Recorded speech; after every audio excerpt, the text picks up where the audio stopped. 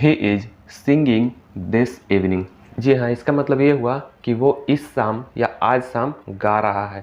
मतलब अगर कोई इवेंट होगा उसमें वो पार्टिसिपेट करेगा और गा रहा है, मतलब अभी नहीं गा रहा है, फ्यूचर की बात हो रही है। गा रहा है मतलब आज शाम को गाएगा, तो ये फ्यूचर की बात हो रही है।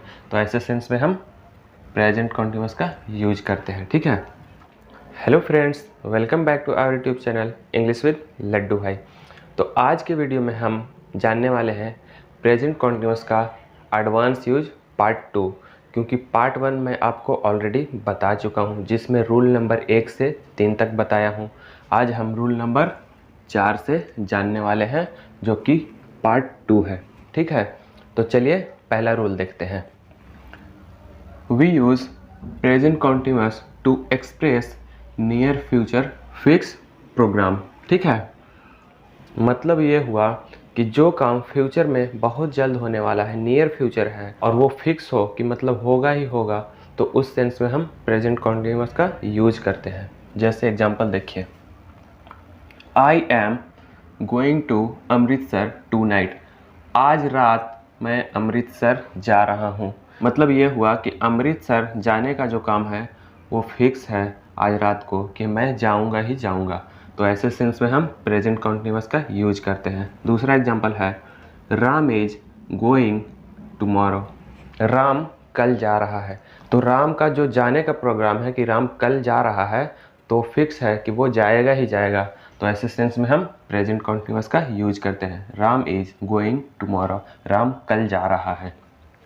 अगला एग्जाम्पल है, he is singing this evening.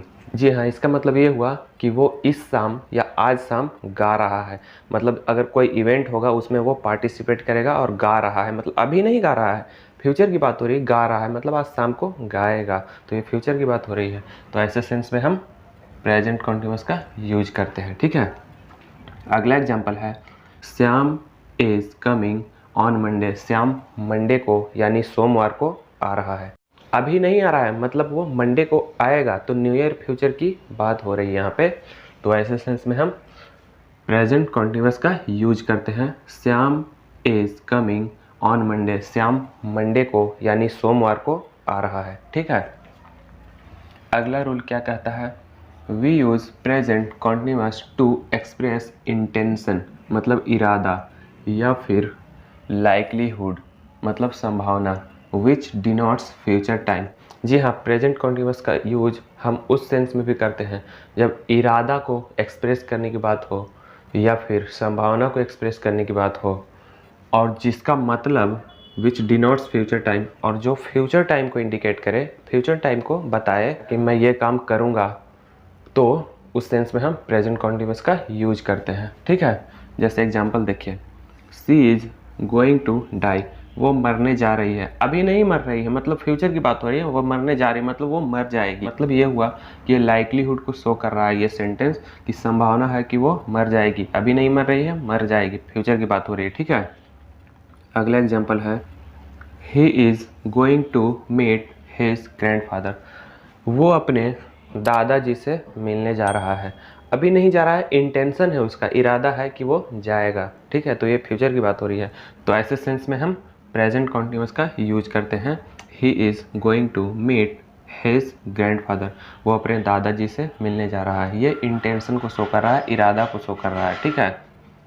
अगला रूल क्या कहता है, we use feel in present continuous when these adjectives, मतलब यहाँ से लेकर यहाँ तक, happy, sad, angry, pleased, hot, cold, relaxed, nervous, confident, good, etcetera are use to express subject. Subject के इमोशंस को बताने के लिए किया जाए, और वो इमोशन फिजिकल या मेंटल कंडीशन को व्यक्त करता है, शो करता है, तो हम फील का यूज कॉन्टिन्यूअस में कर सकते हैं। जैसे एग्जांपल देखिए, now I am feeling relaxed. अब मैं आराम महसूस कर रहा हूँ, या अब मुझे आराम महसूस हो रहा है। ठीक है। दूसरा एग्जांपल देखिए, ही इज़ फीलिंग नर्वस। वह नर्वस महसूस कर रहा है, या उसे नर्वस महसूस हो रहा है, घबराहट महसूस हो रहा है। तो ऐसे सिचुएशंस में फील जो वर्ड है, वर्ब है, इसका यूज हम प्रेजेंट कॉन्टिन्यूअस में कर सकते हैं। ठीक है। चलिए कुछ रूल्स और देखते हैं। तो चलिए देखते हैं रूल नंबर 7 क्या कहता है। Rule number 7, we use continuous tense when the verb feel. जब feel verb is used in the sense of touch मतलब स्पर्श करना, और एग्जामिन मतलब जांच करना। जी हाँ, कॉन्टिन्यूस टेंस में हम फील का यूज कर सकते हैं जब फील का मतलब स्पर्श करना के सेंस में हो या फिर जांच करने के सेंस में हो, तब हम फील का यूज कर सकते हैं कॉन्टिन्यूस टेंस में। नॉर्मली हम इसका यूज नहीं कर सकते हैं, ठीक है। जैसे एग्जांपल देखिए, the doctor was feeling my pulse when I was ill. जब मैं बीमार था तो डॉक्टर हमारा पल्स को छू करके जांच कर रहा था। पल्स इसको बोलते हैं, जब हम बीमार होते हैं तो डॉक्टर ऐसा छूता है ना, तो इसको पल्स बोलते हैं। तो वही बात यहाँ लिखा हुआ है, the doctor was feeling my pulse when I was ill. जब मैं बीमार था तो डॉक्टर हमारा नब्ज चेक कर रहा था, पल्स चेक कर रहा था, ठीक है। अगला एग्जाम्पल है, we use continuous tense when the verb hear is used in the sense of listen and जज अ केस। जी हाँ, हियर का यूज़ नॉर्मली हम नहीं कर सकते कॉन्टिन्यूस टेंस में। ये मैं आपको प्रेजेंट इंडेफिनिट के एडवांस यूजेज में भी बता चुका हूँ और कॉन्टिन्यूस के भी पार्ट 1 में बता चुका हूँ। तो नॉर्मली तो हम हियर का यूज़ कॉन्टिन्यूस में नहीं करते हैं, लेकिन जब हियर का मतलब किसी चीज़ को सुन करके उसका सुनवाई करना के सेंस में हो तो हम कर सकते हैं। जैसा एग्जाम्पल देखिए, द जज वॉज हियरिंग द केस। न्यायाधीश मुकदमे की सुनवाई कर रहे थे। तो यहाँ पे हियरिंग का मतलब क्या हुआ, सुनवाई करना। सुनवाई करने के सेंस में अगर हियर का यूज हो तो हम कॉन्टिन्यूस में इसका यूज कर सकते हैं। द जज वॉज हियरिंग द केस, ठीक है। न्यायाधीश मुकदमे की सुनवाई कर रहे थे।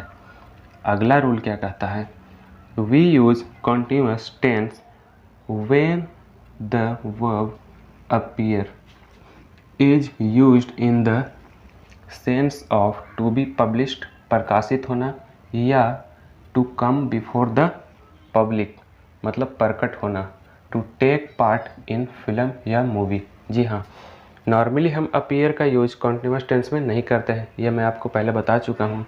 लेकिन जब इसका यूज टू बी पब्लिश मतलब पब्लिश होने के सेंस में, प्रकाशित होने के सेंस में हो, या फिर to come before the public मतलब प्रकट होना या उपस्थित होना पब्लिक के सामने, to take part in film या मूवी मतलब किसी फिल्म में या मूवी में हिस्सा लेने के लिए इसका यूज किया जाए अपीयर का, तो हम कर सकते हैं कॉन्टिन्यूस टेंस में, ठीक है। जैसा एग्जांपल देखिए, सलमान खान इज़ अपीयरिंग इन तेरे नाम। सलमान खान तेरे नाम मूवी में क्या हो रहा है, उपस्थित हो रहा है या प्रकट हो रहा है, ठीक है। अगला एग्जांपल क्या कहता है, when is your new book appearing. तुम्हारा नया बुक कब प्रकाशित हो रहा है। यहाँ पर प्रकाशित हो रहा है इसका मतलब अपीयर का मतलब दिखाई देना नहीं होगा, अपीयर मीन्स प्रकाशित होना यहाँ पे होगा। तुम्हारा नया बुक कब प्रकाशित हो रहा है, कब छप रहा है, इसका मतलब ये हुआ, ठीक है।